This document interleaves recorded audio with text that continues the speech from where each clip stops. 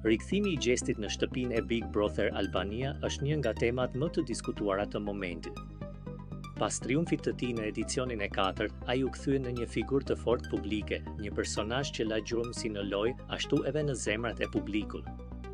Tani, me nisjen e Big Brother Albania 5, lind pyetja e madhe: a do të rikthehet ai si konkurrent për çmimin e madh, apo vetëm si një hyrje e përkohshme, simbolike për disa ditë? Kjo situatë nuk është thjesht një lëvizje televizive. Ajo ka një dimension shumë më të thellë njerëzor. Gjesti, përveç se një ish fitues, është një njeri që së fundmi ka përjetuar një tragjedi të rëndë familjare. Humbja e vëllait të tij ka qenë një goditje e fortë, një plagë që ende nuk është mbyllur. Familja e tij vazhdon të jetë në zi dhe kjo e bën çdo vendim publik shumë më të ndjeshëm dhe emocionalisht të ngarkuar. Big Brother është një format që kërkon forcë të madhe psikologjike. Izolimi, presioni I vazhdueshëm I kamerave, debatet, nominimet, komentet e publikut, të gjitha këto krijojnë një ambient ku emocionet amplifikohen. Për një person që po kalon një periudhë zie, hyrja në një ambient të tillë mund të jetë një sfidë e madhe. Dhimbja personale nuk zhduket me hyrjen në një shtëpi spektakli, përkundrazi, në momente tensioni, ajo mund të bëhet edhe më e fortë. Megjithatë, ekziston edhe një këndvështrim tjetër. Ka njerëz që përballë humbjeve të mëdha zgjedhin të mos tërhiqen nga jeta, por të përballen me të. Rikthimi në një platformë kaq të madhe mund të jetë një mënyrë për të treguar forcë, për të dhënë një mesazh që jeta vazhdon pavarësisht dhimbjes. Për publikun, kjo do të ishte një histori jo vetëm loje, por edhe qëndrueshmërie dhe kurajoje. Nëse gjesti hyn si konkurrent për çmimin e madh, kjo do të krijojë një dinamik shumë interesante. Ai ka përvojë, e njeh formatin, e kupton psikologjinë e lojës. Një ish fitues gjithmonë shihet si lojtar I fortë, ndoshta edhe si kërcënim për banorët e rinj. Por pikërisht kjo përvojë mund të jetë edhe barë. Pritshmëritë ndaj tij do të jenë shumë më të larta. Publiku do të presë strategji të zgjuara, qëndrime të forta dhe një lojë të nivelit të lartë. Nëse ai hyn vetëm për disa ditë, roli I tij do të jetë më simbolik. Mund të jetë një surprizë për banorët, një element që trazojnë ekuilibrat, një figurë që lidh sezonet dhe rikthen emocionet e së kaluarës. Një hyrje e tillë do të ishte më pak e ngarkuar nga presioni I garës dhe ndoshta më e përshtatshme për një moment kaq delikat në jetën e tij.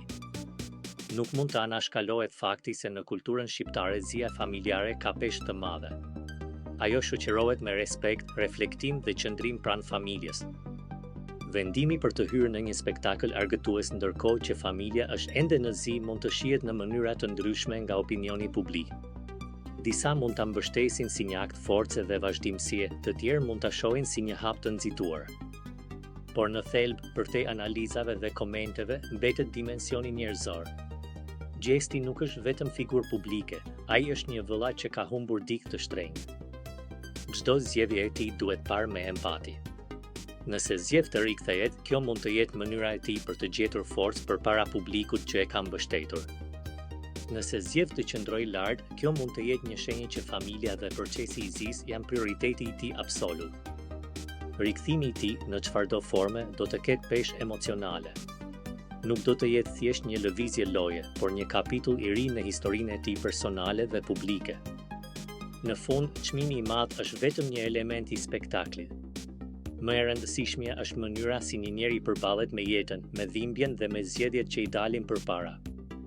Dhe ndoshta pikërisht këtu qëndron thelbi I gjithë kësaj historie, jo nëse ai do të fitojë sërish, por nëse do të zgjedhë të hyjë dhe si do ta përjetojë këtë rrugëtim në një moment kaq të ndjeshëm të jetës së tij.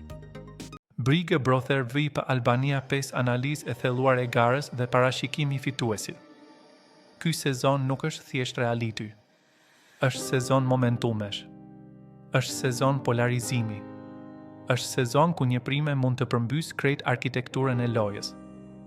Dhe pikërisht për këtë, fituesi nuk përcaktohet vetëm nga populariteti, por nga kombinimi I 5 faktorëve, një kapitali I votës 2, stabiliteti emocional 3, kontrolli I narrativës 4, rezistenca ndaj krizave 5, momentumi final. Një faza aktuale e lojës pas përjashtimit të Kristit, loja ka hyrë në fazën e rishpërndarjes së pushtetit. Kur largohet një figurë që ka qenë boshtë konflikti, ndodh një nga dy gjëja, ose loja qetësohet, ose krijohet vakum dhe shpërthen një konflikt I ri. nga dinamika që përshkruan duket se jemi në skenarin e dytë. Mateo është në qendër. Selin është në qendër. Brikena është në nyje emocionale. Artani po kërkon status. Miri po lëviz mes poleve. Kjo është faza ku krijohen finalistët. Dy profili i Mateos, favoriti logjik Mateo aktualisht ka 3 avantazhe të mëdha. 1. Është shpallur banori më i preferuar, kjo nuk është perceptim rrjetesh. Është sinjal zyrtar vote. Ky është indikator real. 2.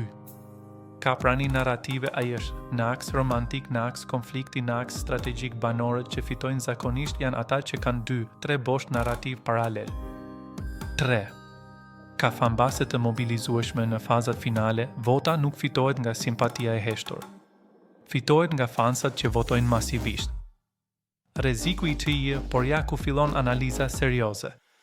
Mateo mund të humbas nëse ndodhin 3 gjëra. 1. Arroganca perceptohet nëse debati me Artanin e bën të duket dominues apo përçmues. 2. Manipulim emocional nëse publiku e lexon krisjen me Brikenën si strategji. 3. Konsumimi i tepërt nëse shfaqet shumë shpesh në konflikt, publiku lodhet. Nëse i shmang këto 3 pika, probabiliteti i tij është mbi 60%. 3. Selin, fitoria emocionale. Selin është kandidatja e fortë për skenarin alternativ. Ajo ka konflikt familjar, aks romantik me gimbon përplasje me mirin, identitet publik të fortë. Selin mund ta fitojë nëse krijon një narrativ viktimizimi të pastër, dele qëndrueshme emocionalisht, publiku e sheh si ajo që mbijetoi të gjithëve. Problemi i saj është polarizimi. Ajo ka fansa shumë të fortë, por edhe kundërshtar shumë të fortë. Dhe Big Brother shpesh fitohet nga ai që ka më pak antivol. 4. Brikena, skenari i përmbysjes. Brikena është ilcar. Ajo ka fanbase të madhe, imazh publik të fortë, linjë romantike me Mateon. Nëse ndarja me Mateon e vendos në pozicion e lënduar por dinitoze, ajo mund të përfitojë shumë. Publiku shqiptar shpesh voton viktimën e fortë, gruan që ruan dinitetin, atë që del më e qetë në krizë. 5. Artan, fitoria e papërmbytur. Artani është profil ndryshe. Ai nuk ka momentum masiv emocional, por ka eksperiencë prani autoritare, bazë publiku të konsoliduar.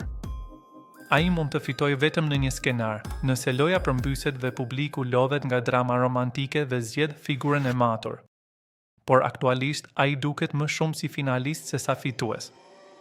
6. Miri, profili i qëndrueshmërisë. Miri është figurë që kalon televotime. Kjo është shumë e rëndësishme. Por ai ka një problem, ai nuk është në qendër të momentit aktual. Big Brother fitohet nga ai që dominon 2-3 prime ravazi para finales. Nëse ai nuk merr momentum të ri, probabiliteti i tij mbetet mesatar. 7. Çfarë vendos fituesin? Në javët finale vendosin 4 element, 1. Klipi i fundit emocional. 2. Debati i fundit live. 3. Përplasja finale direkte. 4. Ndjesia e publikut, këtë dua ta shoh duke fituar, ky i fundit është intuitiv. Dhe aktualisht ndjesia publike anon nga Mateo. Simulim i 3 skenarëve. Skenari 1. Loja vazhdon normale, Mateo ruan balancën. Nuk ka skandal. Nuk ka përmbysje. Fitues, Mateo. Skenari 2. Krizë emocionale romantike. Brikena del e fortë. Mateo perceptohet negativisht. Fitues, Brikena. Skenari 3. Përmbysje e madhe, favoriti rrëzohet. Publiku zgjedh figurën e stabilitetit. Fitues, Selin ose Artan. Konkluzioni strategjik duke analizuar favoritizimin zyrtar, praninë narrative, fuqinë e rrjeteve, integrimin në konflikt, momentumin aktual, probabiliteti më i lartë për fitore në këtë pikë të garës, Mateo. Jo sepse është i paprekshëm, por sepse aktualisht ka kombinimin më të plot për formatin. Por ja pjesa më interesante, Big Brother nuk e fiton gjithmonë më i forti. E fiton ai që në javën e fundit krijon ndjesin. Pa këtë, ky sezon nuk do ishte ky sezon. Dhe në këtë moment, Mateo është ai personazh.